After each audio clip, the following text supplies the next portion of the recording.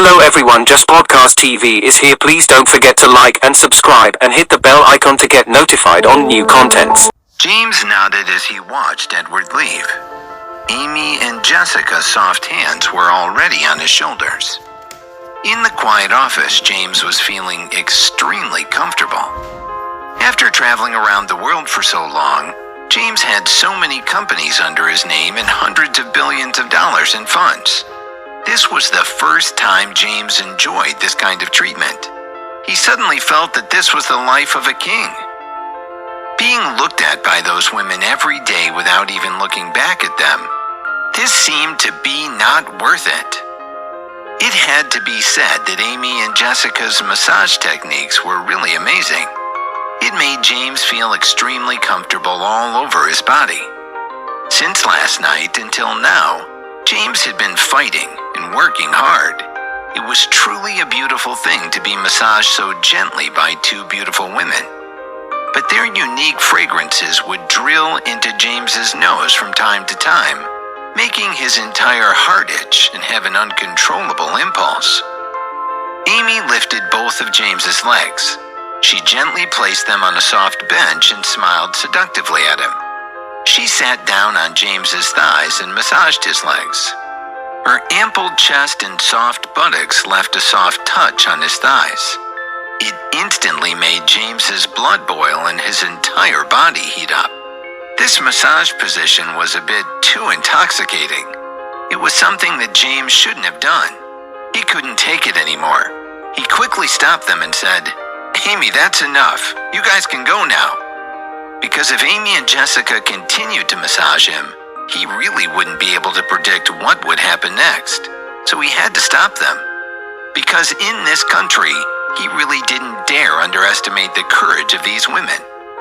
Although James somewhat coveted the beauty of the other sex, toward those four women who were willing to entrust their lives to him, he still had his own bottom line.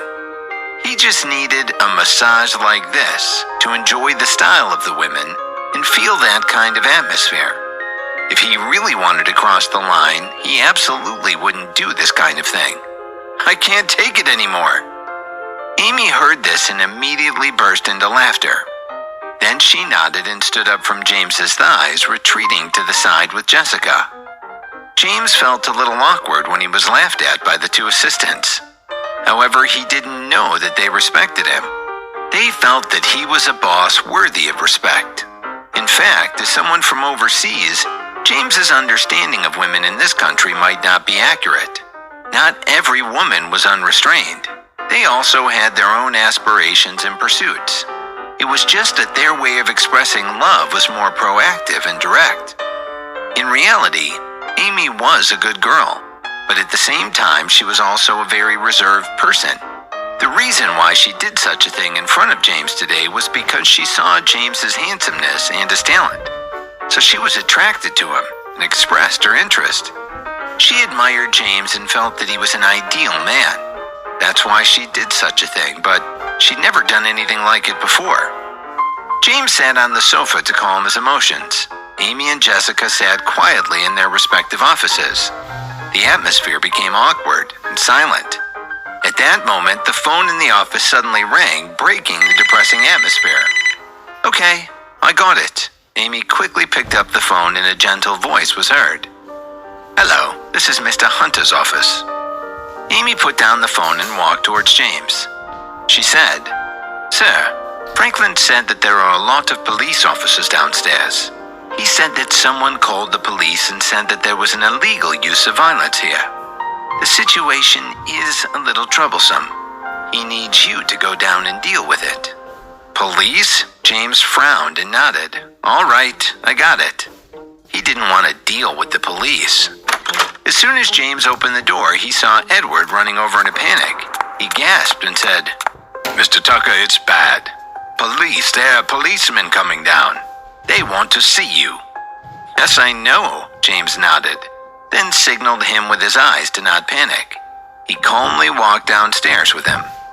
Soon they arrived at the lobby on the first floor. All the security guards and the police had formed a group in the lobby. The atmosphere seemed to be a little stiff. Franklin, Lucas, and Miguel were also there. James's eyes swept around and quickly locked onto a person wearing a different police cap. He was slightly plump and was about 45 years old. Knowing that he was the leader of these police officers, he immediately smiled and walked forward. He stretched out his hand and said, "Hello, officer. I'm James, the new boss of the Excalibur Company. I'm the most obedient taxpayer in London. I didn't know that the police had mobilized so many people. Why have you brought so many police officers here?" The officer had a rather bad temper. He simply ignored James's handshake. With his hands behind his back, he looked coldly at James and said, "Hello, I'm Officer Gardner. I'm in charge of this business district. I just received a report that you took the lead to gang up on your employees. So we came here to investigate the matter. This is a lawful country. You need to come with me." Officer Gardner's tone was cold and emotionless. Not only did he leave James's hand hanging, he also showed a completely heartless expression. Everything had to be dealt with impartially. When Franklin saw his attitude, he immediately pointed at Gardner and said, "Officer Gardner, didn't I explain it to you just now? Our boss doesn't have anything to do with ganging up on his employees. If you don't believe me, you can check the company's surveillance. With the surveillance as proof, why are you still so persistent? You're being unreasonable. You're deliberately targeting our boss." As the old manager of Excalibur, Franklin had worked in this area for many years. Naturally, he knew that Officer Gardner wasn't a good person. At this moment, he had come to look for him. He hadn't been instructed by someone, but he had come to seek personal interests. He wanted to get some personal benefits from his new boss. It was bullshit to say that he was impartial. "Franklin, you're wrong. I'm a person. I usually do things in an impartial manner.